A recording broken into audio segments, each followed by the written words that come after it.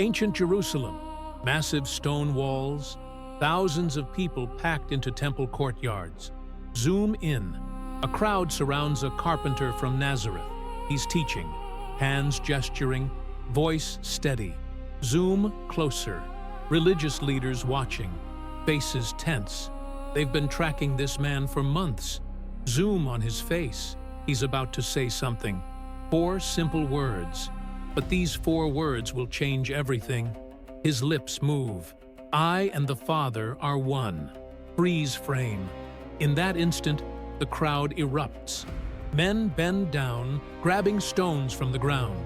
Others back away in horror. The religious leaders start tearing their own clothes. A gesture that means one thing. They just witnessed the ultimate crime, blasphemy. And the penalty? Death by stoning. Executed immediately. No trial needed. This carpenter just claimed to be equal with God, and everyone understood exactly what he meant. His name was Jesus, and what happened next would split human history in 2. Today you're going to discover something that could completely change how you see Jesus. Not theories, not modern interpretations, his actual words, recorded by eyewitnesses, that leave only 3 possible options. He was exactly who he claimed to be. He was completely insane. Or he was the greatest deceiver in history.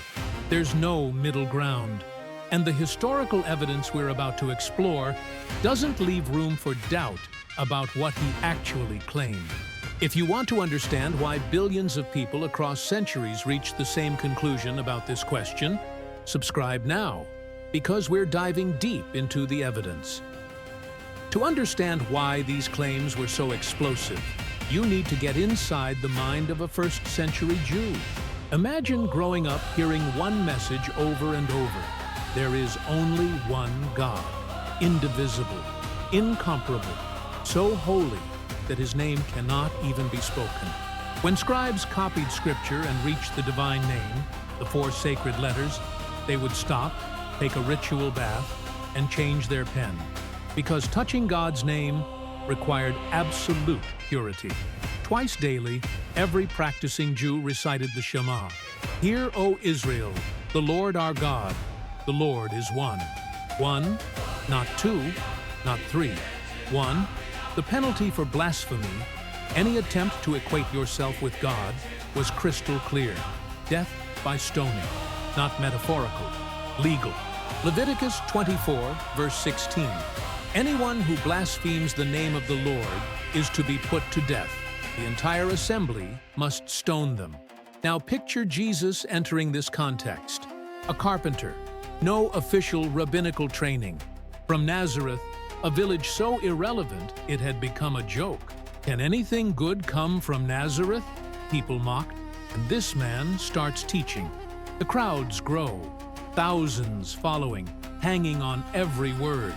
At first, he seems like just another charismatic rabbi. Tells stories, performs miracles, heals the sick, casts out demons. But then he starts saying strange things. Not just ethical teachings, not just love your neighbor or forgive your enemies. Other rabbis taught that too. Jesus starts making claims about himself, claims that shock people. He says things that make the religious leaders' blood boil, things that make them plot his execution, things that eventually get him killed. But here's what's critical. Jesus wasn't vague. He wasn't speaking in coded language.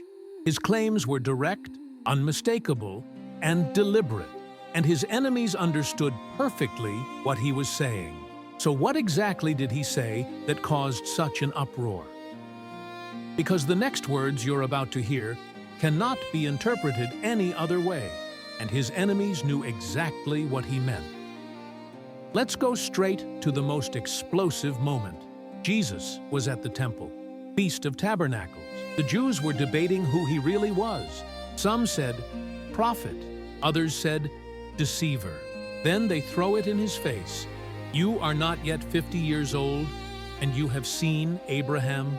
Because Jesus had mentioned Abraham, the father of the Jewish nation, who lived 2,000 years earlier. And Jesus responds with a statement that nearly gets him killed right there.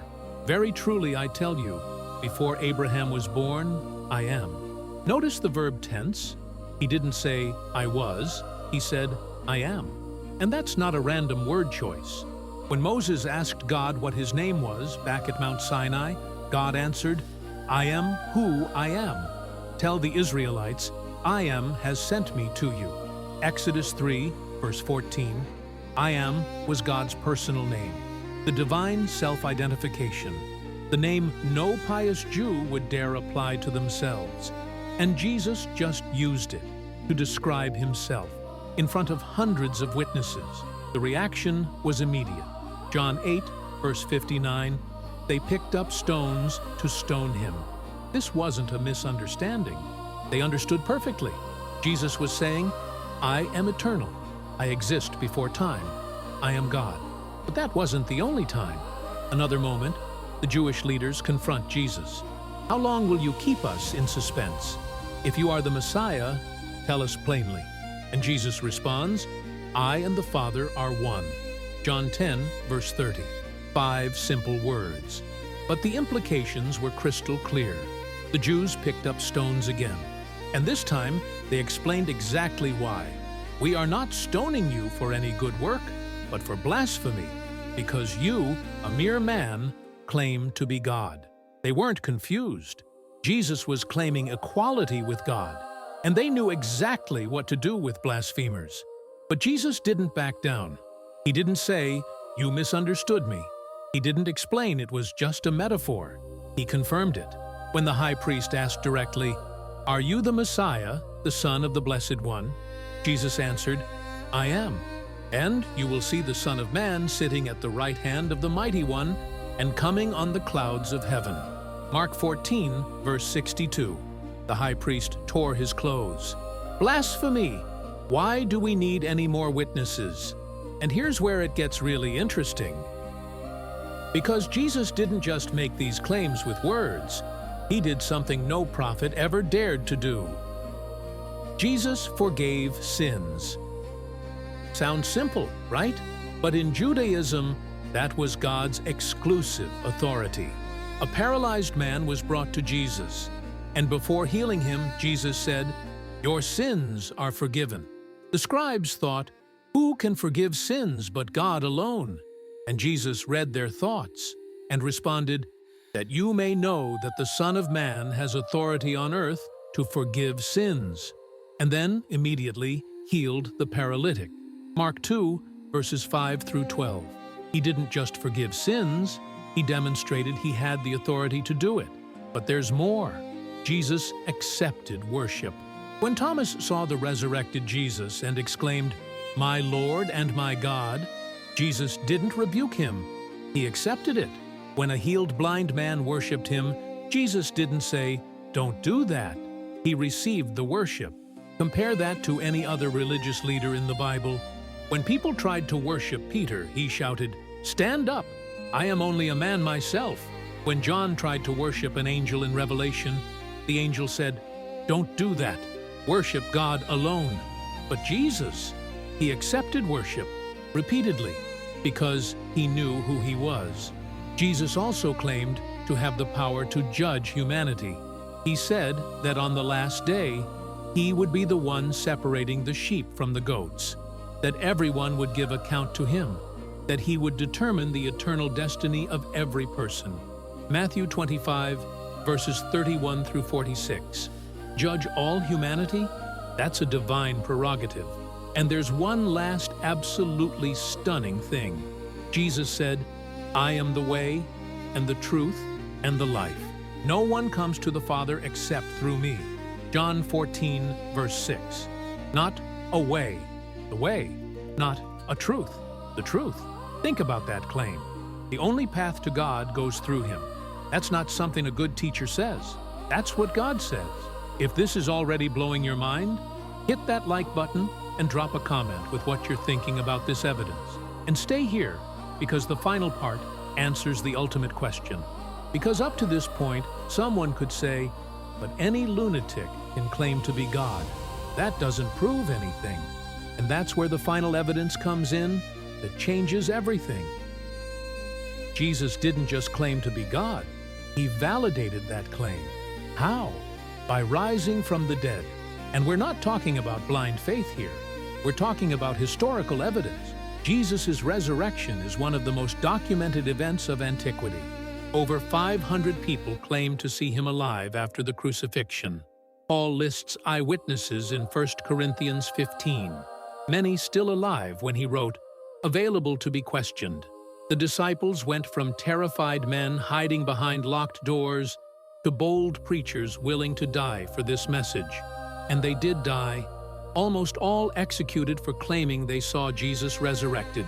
People die for lies they believe are true, but they don't die for lies they know they made up.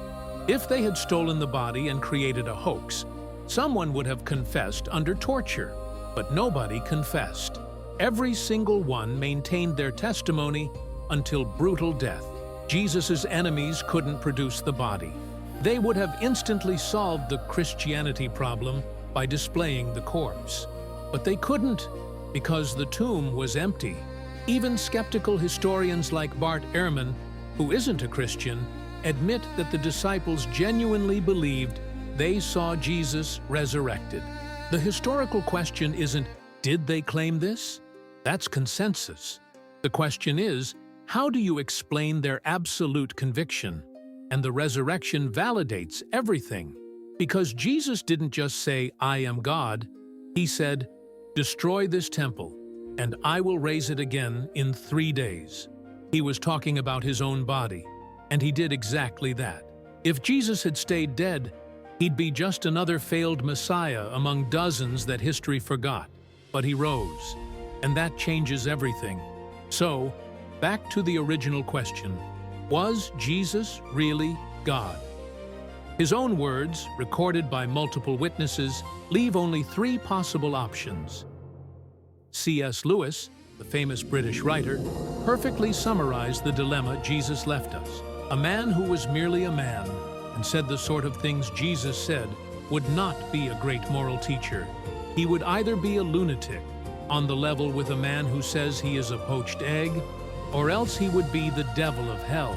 You must make your choice. Either Jesus was right about who he was, and in that case, he is Lord. Or he was wrong, and he was insane.